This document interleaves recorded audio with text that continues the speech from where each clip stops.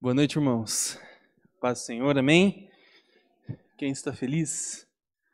Amém? Que bom que você está aqui nesse dia de chuva, dia que dá vontade de ficar em casa, mais friozinho, debaixo das cobertas, mas glória a Deus pela sua presença aqui nessa noite, amém? Feche seus olhos, vamos estar orando ao Senhor. Pai, obrigado, Pai, por mais essa quarta-feira, por mais este culto, Pai, pela oportunidade de estarmos em sua casa, no meio da semana, Pai, honrando, adorando o seu nome.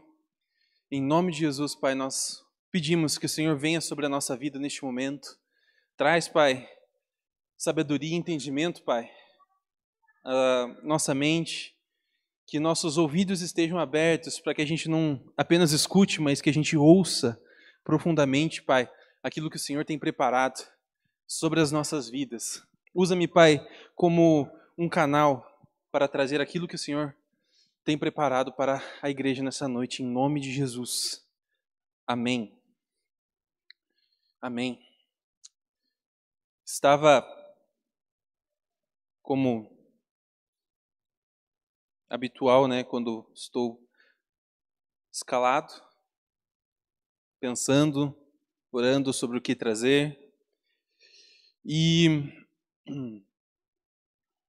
uma coisa que tenho percebido que tem acontecido comigo, mas também com pessoas que eu converso cotidianamente, que quando a gente chega na pessoa, oi, tudo bem? Como é que você está? Tenho ouvido bastante, estou na correria, estou cansado, mas está tudo certo. Tenho visto que isso tem se tornado uma realidade em mim também. E pensando e refletindo sobre isso, não vamos falar sobre cansaço e correria hoje, mas uma coisa que está ligado a isso, que Deus colocou no meu coração bem forte, que é sobre desânimo. O desânimo. Muitas vezes, na nossa vida, no nosso dia a dia,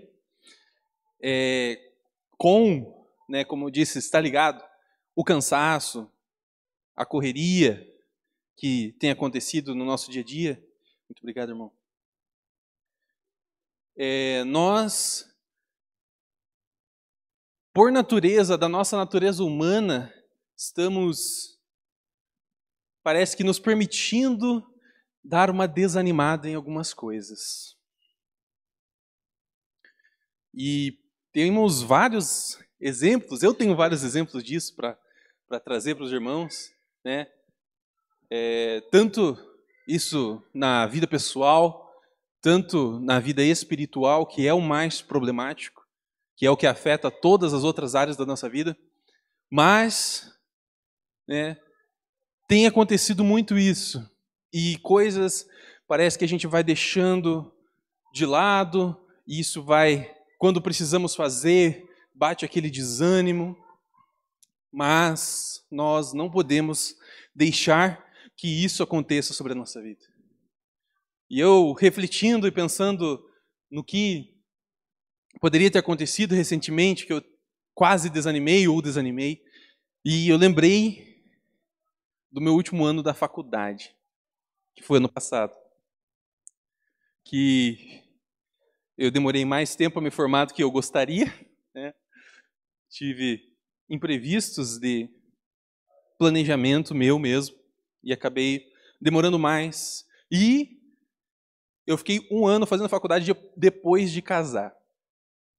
O que foi para mim bem complicado, porque não era mais eu na casa dos meus pais, agora eu tinha responsabilidades, eu tinha coisas importantes que eu precisava fazer, precisava cuidar da minha esposa, né, dar atenção a ela. E a faculdade demandava muito do meu tempo. Ela chegava em casa e eu já precisava sair correndo, fazer faculdade à noite. Teve um dia que eu fui, comprei um hambúrguer e cheguei e ela estava dormindo já. E eu falei, vou acordar ela, que ideia boa. Pensei, comprei um hambúrguer num lugar chamado Feliz Burger, mas ela não ficou feliz. E, e nós, né, e eu entrei no meu estado de correria, né, com o trabalho, com a igreja, né, responsabilidade com o Ministério de Jovens, com a mídia, e eu acabei, né, ficando com o meu TCC, não passei. E eu precisei fazer ele novamente, né, depois de casar. E eu tenho um problema que eu deixo as coisas meio para cima da hora. Só que um TCC para cima da hora é meio complicado. Eu lembro que acho que quando faltava um mês assim, eu falei, nossa, preciso me mexer, né? Eu tenho a base pronta, que ele era dividido em duas partes, né? A parte mais teórica, precisava fazer um artigo, né? Isso eu já tinha feito, mas eu precisava fazer a parte prática, que era o projeto mesmo. E isso demandou muito do meu tempo. Eu lembro de um dia que eu parei de... Monique deve lembrar bem, porque afetou ela também, né? Eu fiquei madrugada inteira fazendo projeto. Eu deitei para dormir, era 6h10 da manhã. Eu precisava levantar às 7 horas para fazer o café, levar ela a trabalhar. E eu perdi a hora. Eu falei, vou dormir com o celular na mão, que eu não vou ter como, né, esse despertador parar. Vou só tirar um cochilinho. Eu acordei 8 horas da manhã já, 1 hora atrasado. Mas, enfim, nesse caminhar do último ano da faculdade, eu diversas vezes falei para a Monique, eu vou trancar a faculdade agora, não estou conseguindo fazer, não estou conseguindo me concentrar, é um TCC, eu não vou conseguir me dedicar, né? Não quero chegar lá, reprovar de novo, né? Como eu já tinha feito antes. Então, reprovar não, né? Eu nem cheguei a entregar porque eu não tinha, né, o material necessário para entregar o trabalho. E eu pensei muitas vezes, o desânimo veio sobre mim muito forte nessa questão da faculdade. E minha esposa, graças a Deus, não deixou. Mas deu tudo certo, graças a Deus, tirei a maior nota do TCC também. Não sei, pela graça de Deus, né? Consegui. Mas, refletindo sobre isso, nós podemos entender que o desânimo, ele não vem num estalar de dedos na sua vida. Ele não surge um dia você está super animado e no outro você acorda totalmente desanimado assim. Totalmente. O desânimo ele é um processo. O desânimo ele acontece em etapas sobre a nossa vida. Esse exemplo da faculdade, né? A correria com o meu trabalho, estresse com o meu trabalho. Então, muita coisa que foi culminando, que eu deixei ficar esse pouco desse desânimo e que foi se tornando a quase um desânimo total que eu quase tranquei a faculdade. Mas graças a Deus não aconteceu. Mas o desânimo ele é um processo. O desânimo ele vem e ele, se você permitir que ele fique mesmo pequeno, mesmo quando ele parece inofensivo, ele vai te afetar, ele vai crescer e vai ser problemático para você, para todos nós. É como se você tivesse uma árvore com uma fruta que você gosta muito e de repente começa a aparecer alguns bichos, né? E eles vão lá e você fala, ah, que bonitinho. Mas você não afasta ele, não toca ele lá. E no final ele acaba se instalando lá, chama os amigos dele, começa a roubar todas as suas frutas e daí você sente o problema. Eu acho que é dessa mesma forma a gente pode conectar com o desânimo. Porque ele vem aos poucos. Mas se a gente não... Sai daí, desânimo. Não quero você aqui. Nós acabamos nos rendendo pela nossa natureza humana ao desânimo. E estamos sujeitos a isso. Nós vivemos num mundo, né, onde estamos todos os dias sendo bombardeados com notícias. Hoje em dia, se você ligar a televisão em jornal, faz muitos anos que eu não vejo, mas o pouco que aparece, às vezes eu estou cortando o cabelo, começa a passar o jornal, é só problema, só tragédia, não tem nada mais. Então, no mundo que estamos sujeitos a muitas coisas que tendem a fazer com que a gente desanime. Mas Deus, Ele não quer isso para a nossa vida. Deus, Ele fala, Jesus diz em João 10:10, eu vim para que vocês tenham vida e a tenham em abundância. Deus, Ele não quer que a gente esteja sujeito ao desânimo, a abandonar as coisas pela metade. Deus, Ele quer que nós perseveremos. Então eu peço para os irmãos abrirem comigo em 2 Coríntios, capítulo 4.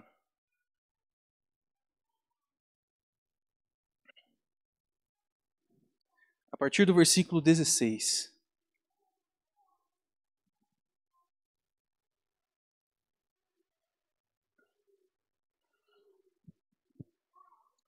Segunda Coríntios, capítulo 4, versículo 16. Quem achou, diga amém. Quem não achou, diga misericórdia. Amém? Vai ser colocado ali no telão também. Então fique tranquilo. Diz assim: por isso, não desanimamos.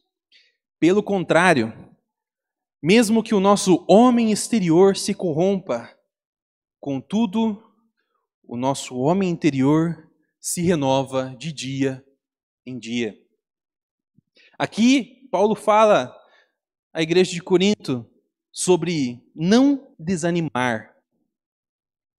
E ele fala sobre o homem exterior e o homem interior. O homem exterior é o nosso corpo físico. É essa carne, essa mão, né? Nosso corpo que está sujeito a doenças, machucados. Esse é o nosso homem exterior. Mas o nosso homem interior, ele é a nova criatura em Cristo Jesus. Esse é o nosso homem interior. E aqui, Paulo diz, mesmo que o nosso homem exterior se corrompa, o nosso homem interior se renova de dia em dia. Como está o nosso homem interior? Nós prezamos muito pelo homem exterior, pela nossa beleza, como nós saímos arrumados, se o cabelo está penteado.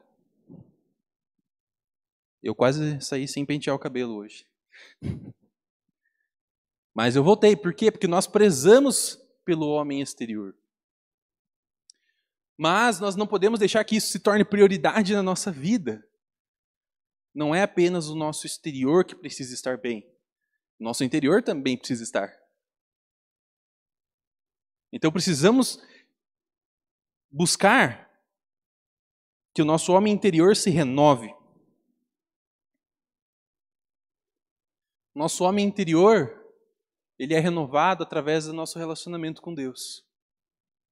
A nossa busca pela presença de Deus. Quando estamos buscando a presença de Deus, quando estamos vivendo, caminhando com Deus dia a dia, nosso corpo se renova, nosso homem interior se renova. E se o nosso interior se renova, nosso exterior é beneficiado. Muitas vezes nós vemos pessoas que usam máscaras, que colocam apenas o homem exterior, que focam apenas no exterior, mas que são pessoas vazias, pessoas que muitas vezes, milionários, bilionários, com depressão, com problemas familiares. Isso é coisa extremamente comum que acontece. Então, nós precisamos nos atentar se nós não estamos tentando vestir uma máscara, ou se nós estamos refletindo o nosso homem interior. E um exemplo que eu trouxe aqui é de Jó. Jó, o homem exterior, os bens, as conquistas, a família de Jó se perdeu. Ele perdeu tudo. Deus permitiu que isso acontecesse na vida dele. Mas Jó, como é que estava o homem interior de Jó? O que aconteceu depois que Jó perdeu tudo? Tudo. Você já pensou se isso acontecesse sobre a nossa vida? Você perder tudo o que você tem? Saúde, bens, tudo.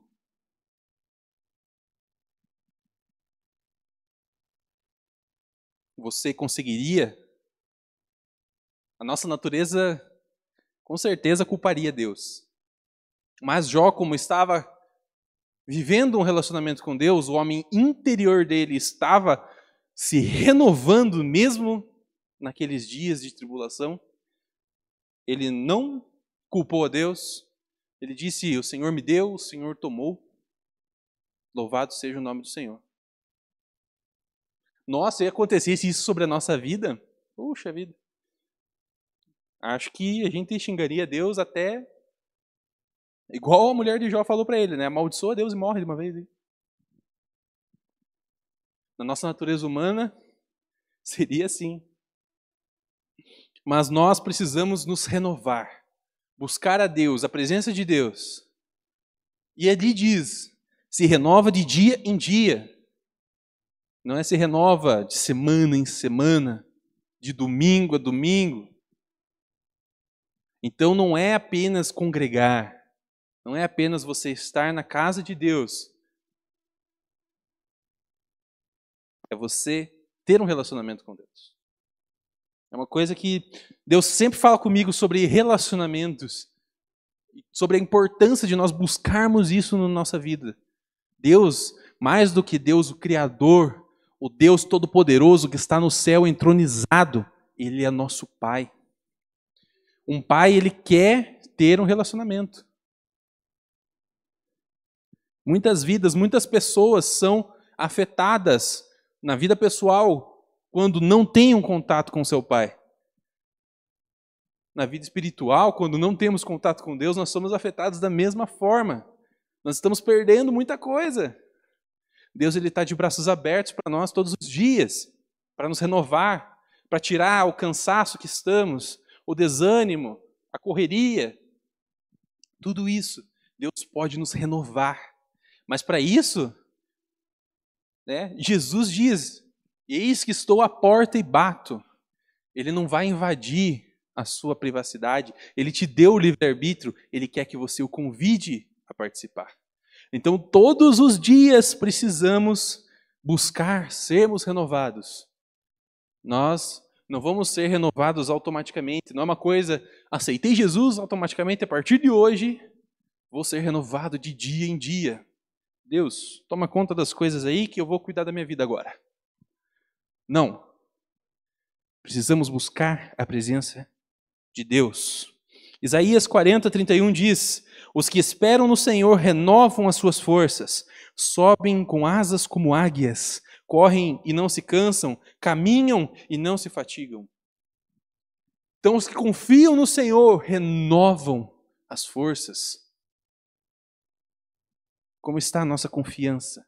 Como está a nossa espera? Você está esperando em Deus? Como é que está? Como é que está o nosso devocional, a nossa vida dia a dia espiritual com Deus? Estamos esperando em Deus ou estamos esperando que Ele tome a providência? O esperar é confiar, é ter fé, é estar junto com Deus, esperando que Ele apenas te guie. Mas para isso você precisa estar junto.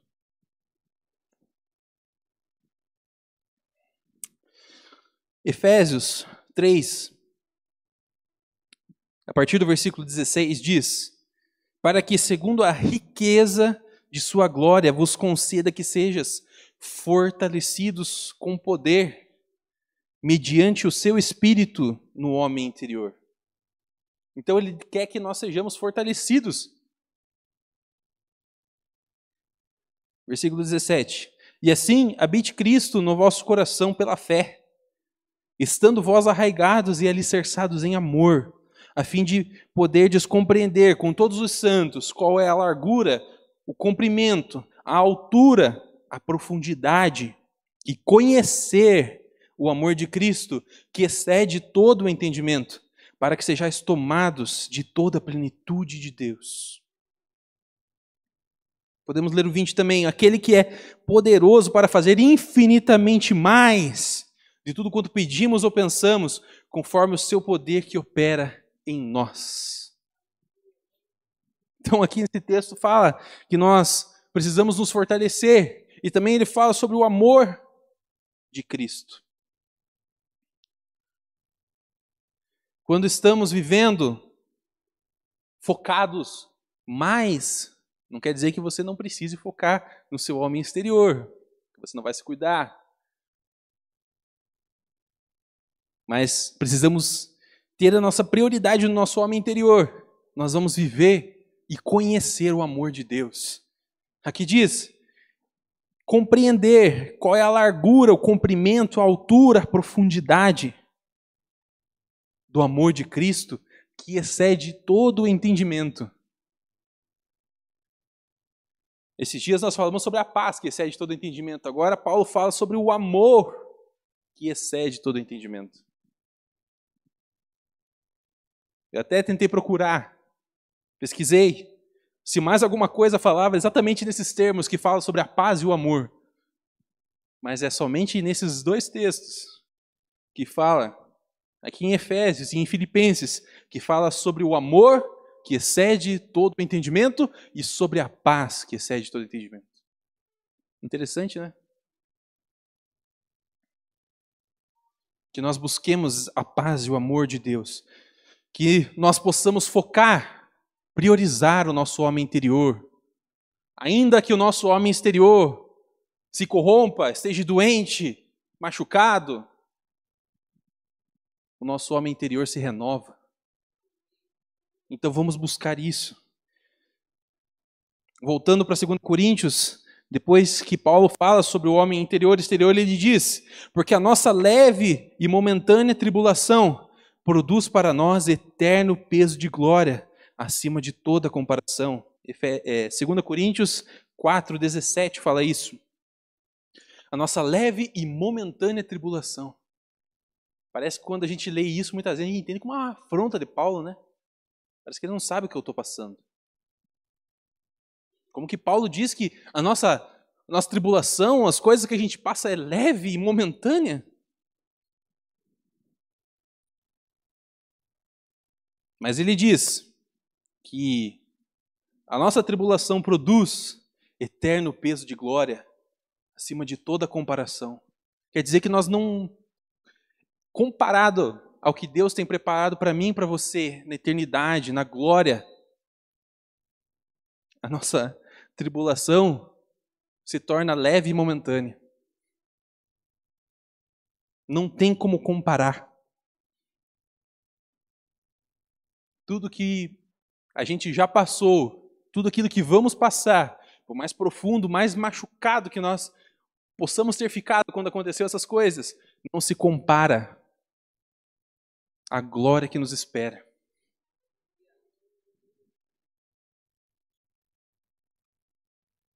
Romanos 8,18 diz, porque para mim tenho por certo que os sofrimentos do tempo presente não podem ser comparados com a glória a ser revelada em nós.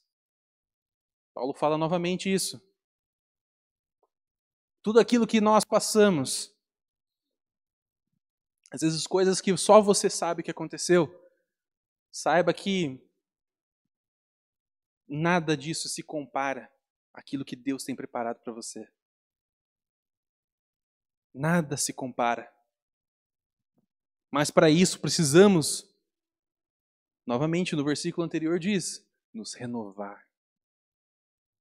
Se o Espírito de Deus nos renova dia a dia, a nossa tribulação se torna leve e momentânea, porque nós compreendemos que isso aqui que nós estamos vivendo é passageiro. Por mais que nos machuque, por mais que doa na nossa vida, é passageiro. E Deus tem preparado para nós coisas grandiosas aqui na terra e no céu. Deus tem preparado. Mas para isso precisamos nos renovar e compreender isso, compreender que nada se compara. Paulo diz isso. Mas se formos ver, Paulo foi um homem que passou por muitas provações. Nas suas viagens missionárias, foi apedrejado, teve que sair escondido das cidades, foi preso, foi chicoteado, foi morto. Mas ele diz que tudo que ele passou, a leve e momentânea tribulação, tudo que ele passou é uma leve e momentânea tribulação.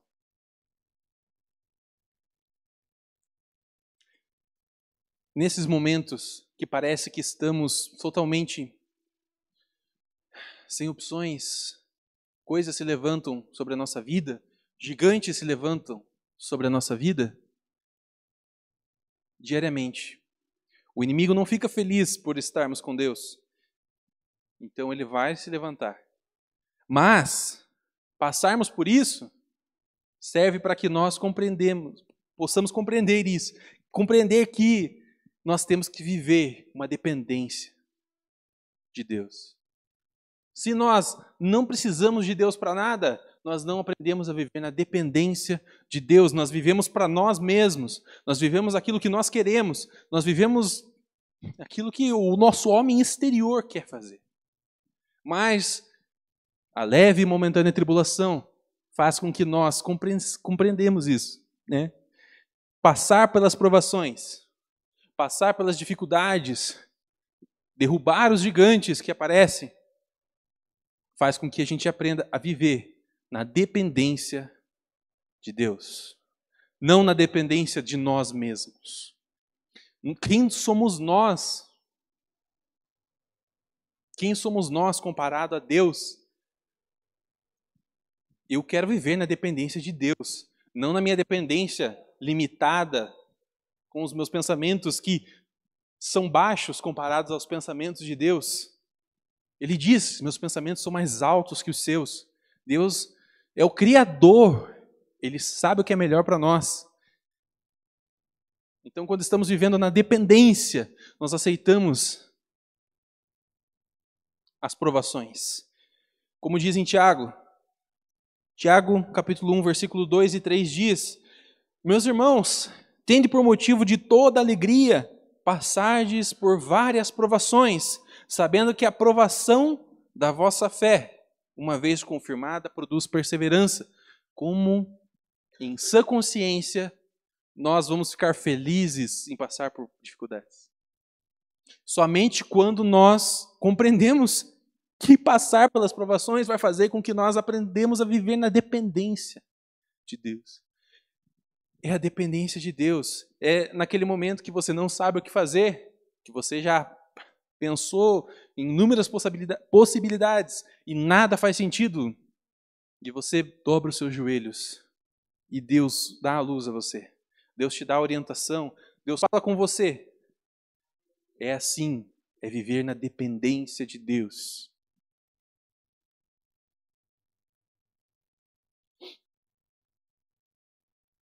Se você olhar para dentro de você, para o seu passado, para a sua história, você consegue lembrar de uma luta que no momento parecia muito difícil, mas que agora você percebe que isso fez com que você crescesse espiritualmente, que você crescesse nessa área, que você aprendesse a viver na dependência de Deus? Deus quer que você viva na dependência dele. Não sobreveio e nem sobrevirá sobre a sua vida nada que você não suporte. Deus não faz isso. Então tudo que vem sobre a nossa vida é porque nós podemos vencer. É um Golias que você consegue derrubar. Que você tem a capacidade. Que você tem as armas necessárias para isso. E em 1 Pedro 5,10 diz: Ora, o Deus de toda graça, que em Cristo vos chamou à sua eterna glória, depois de terdes sofrido, mesmo que por um pouco, Ele mesmo vos há de aperfeiçoar, firmar, fortificar e fundamentar.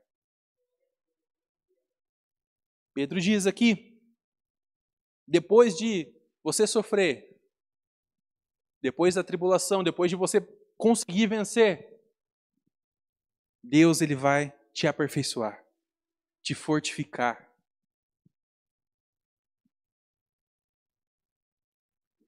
Para que você viva na dependência. Se você ficasse totalmente quebrado, digamos que Deus não fosse, depois da sua tribulação, da sua prova, Ele não te firmasse de novo, te aperfeiçoasse, você não viveria na dependência de Deus. Se você se recompor sozinho, você vai aprender a viver na sua própria dependência. Mas Deus, Ele é tão misericordioso que Ele mesmo diz aqui, há de te aperfeiçoar, firmar, fortificar, fundamentar.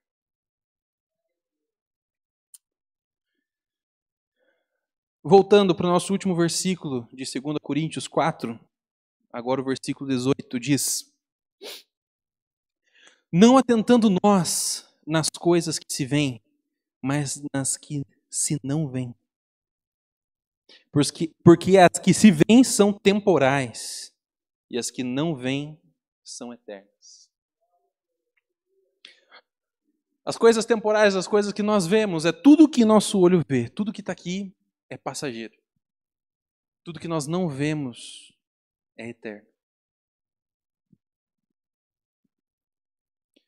Precisamos focar nas coisas do alto. Em Colossenses 3,2 diz: pensai nas coisas do alto, não nas daqui da terra. Vamos focar. Vamos tirar a nossa prioridade do homem exterior, que com o pecado entrou isso na nossa vida, na nossa natureza. Focar nas coisas que nós vemos, no dinheiro, na riqueza. Viajar. Vamos aproveitar a vida. Temos que fazer isso, mas com prioridades. Não deixando que você foque no dinheiro, na riqueza, conhecer o mundo, mas não conhecer a Deus. Que nós possamos focar no homem interior e buscar a riqueza, mas depois de Deus. Buscar o dinheiro depois de Deus. Buscar conhecer o mundo depois de Deus.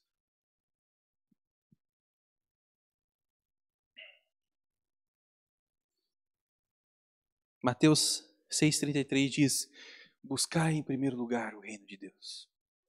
Todas as outras coisas serão acrescentadas. Então, se nós buscarmos o invisível, o que a gente não vê, o que a gente vê, nós recebemos de Deus. Então, precisamos ter fé. Como é que nós vamos caminhar nas coisas que não vemos? Não faz sentido, né? É somente através da fé. Paulo e Silas, em Atos 16, estavam presos depois de serem açoitados. Foram jogados, estavam presos. O que eles fizeram? O que os olhos deles viam naquele momento? Cadeias? Um lugar sem saída para a missão que eles tinham? de propagar a palavra de Deus, os olhos deles viam só problemas, só desgraça. No fundo do poço, foram presos, estavam machucados, foram açoitados. O que esses homens fizeram naquele momento? Murmuraram? Apenas ficaram, vamos esperar agora, né? Vamos ser julgados, vamos ver. Se a gente conseguir sair daqui, a gente prossegue. Não. O que eles fizeram? Esses homens louvaram a Deus. Eles viram mais do que os próprios olhos humanos deles estavam enxergando. Eles viram a glória de Deus se manifestar naquele lugar. Numa prisão, onde eles estavam machucados. Eles viram a glória de Deus se manifestar. Eles louvaram a Deus. Eles honraram a Deus, mesmo depois de serem perseguidos. Como a gente leu em Tiago, se alegrem por passarem por provações. Paulo fez isso. Paulo se alegrou. Paulo louvou a Deus. E o que aconteceu? Do nada um terremoto aconteceu naquele lugar. Todas as celas se abriram. E até mesmo o centurião, né, o homem que cuidava daquela cadeia, se converteu e foi batizado. Então, quando nós andamos por fé, não pelas coisas que vemos, como dizem em Hebreus 11:1, a fé é a convicção das coisas que nós não vemos. Então nós precisamos caminhar pela fé, através da fé, todos os dias, nos renovarmos, buscarmos ser renovados. Não é nós só esperarmos para que a gente se renove. Nós precisamos buscar para sermos renovados.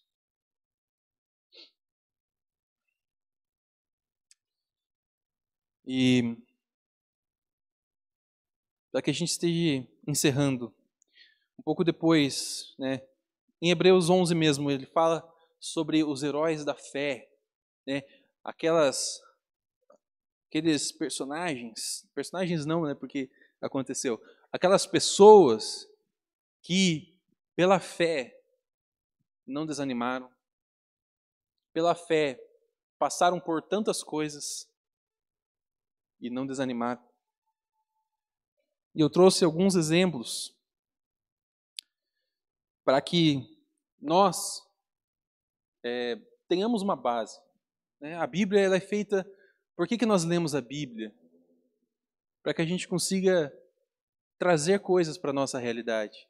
Então que essas pessoas de Hebreus 11, depois você pode pegar na sua casa e ler Hebreus 11 inteiro e ver todas as pessoas, tudo o que aconteceu.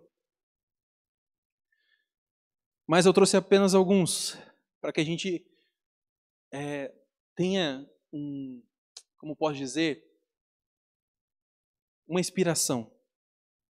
Quando vir sobre nós o desânimo, que nós possamos se lembrar desses heróis da fé. O primeiro deles que eu anotei aqui foi Noé. Noé, ele estava vivendo num mundo onde apenas ele e sua família se salvou, porque o resto já tinha se corrompido. E Deus trouxe o dilúvio, e para salvar Noé, para salvar os homens, né, a descendência, todos os animais, Noé precisou fazer o quê? Construir uma arca. Mas não existiam robôs naquela época para ajudar na construção, guindastes. Não, Noé precisou fazer tudo manualmente. E isso levou muitos anos. Né? E o que aconteceu? Os outros humanos, as outras pessoas que já tinham se corrompido, zombavam de Noé. Noé teve que perseverar, teve que suportar aquilo. As outras pessoas, todas as pessoas que ele tinha contato fora da família dele, zombando dele, falando, nem chove, Você vai fazer uma arca, diz que vai haver uma inundação, você está maluco? Não, ele se manteve firme, ele não desanimou. Ele manteve o seu homem interior renovado. E mesmo depois de tudo aquilo, ele concluiu o que Deus tinha pedido para ele fazer. E vocês sabem a história. Houve o dilúvio e todas aquelas pessoas morreram, menos Noé e sua família.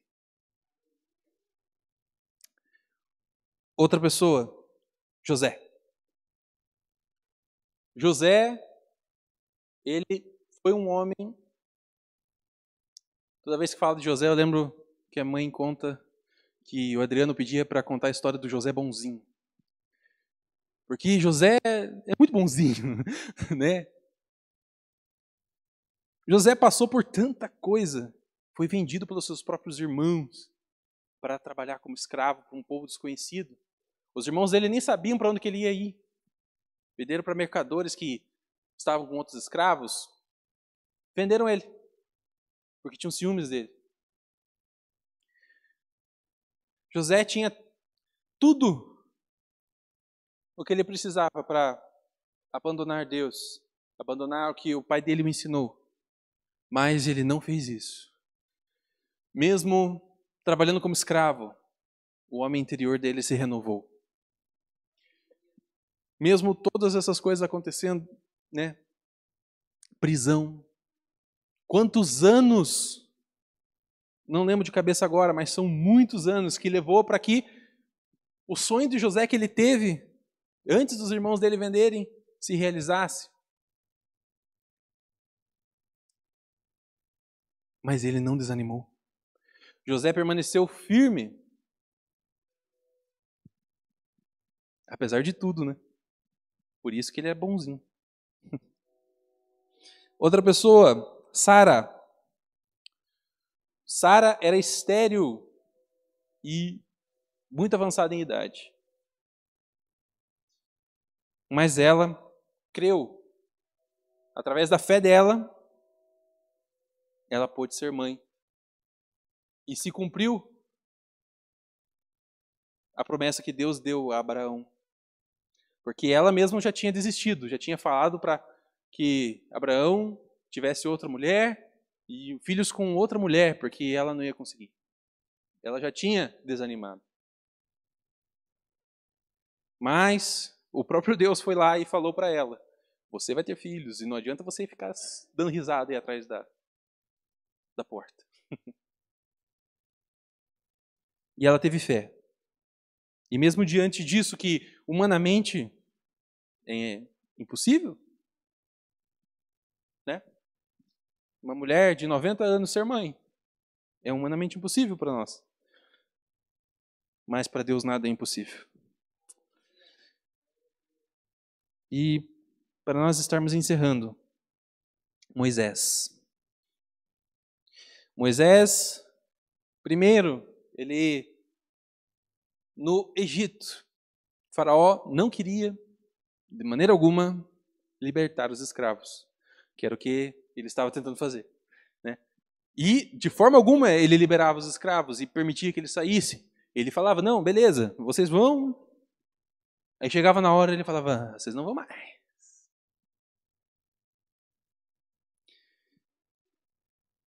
Mas Moisés não desistiu, Moisés não desanimou.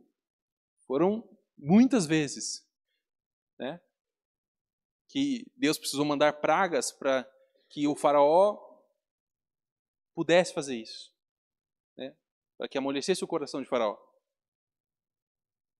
E Moisés não desanimou. Também na desobediência do povo, depois, né, Deus mesmo fala que ia matar o povo inteiro. Deus fala isso. Mas Moisés fala: não, Deus, por favor, não faça isso.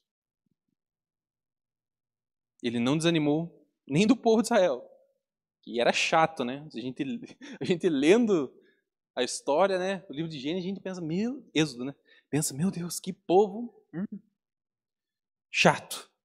Mas mesmo assim, Moisés não desanimou, não desistiu deles. Então, para nós encerrarmos.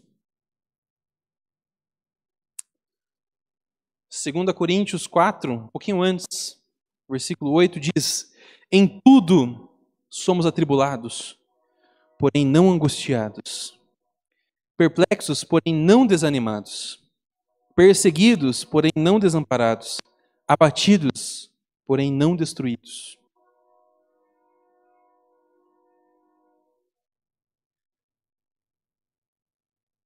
Se coloque em pé.